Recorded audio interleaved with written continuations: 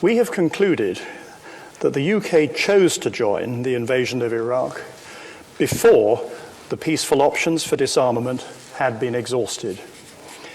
Military action at that time was not a last resort. We have also concluded that the judgments about the severity of the threat posed by Iraq's weapons of mass destruction, WMD, were presented with a certainty that was not justified.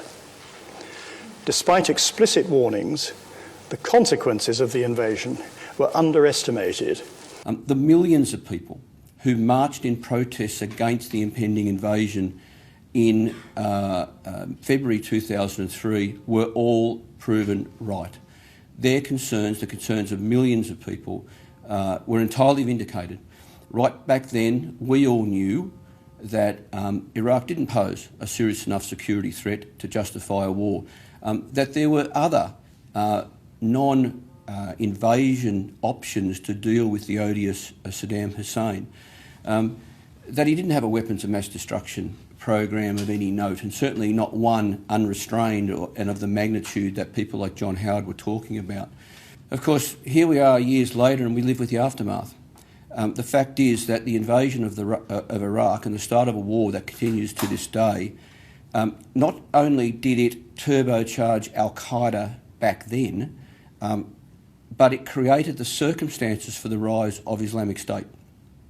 So the terror threat that we all face in this country right now is a direct result of the decision by the Australian government under John Howard in 2003 to join in that invasion.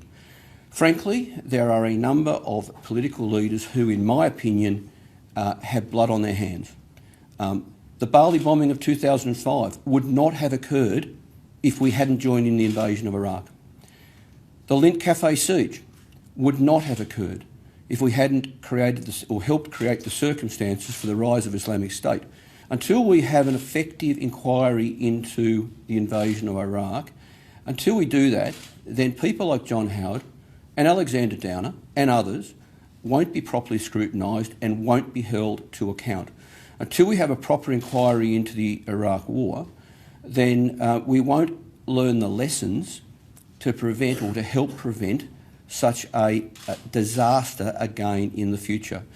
Until we have a proper inquiry into the Iraq war, we won't fully understand the reforms that are needed in our parliamentary system to remove the unrestrained power from prime ministers to declare war and to have us join in the invasion of another country.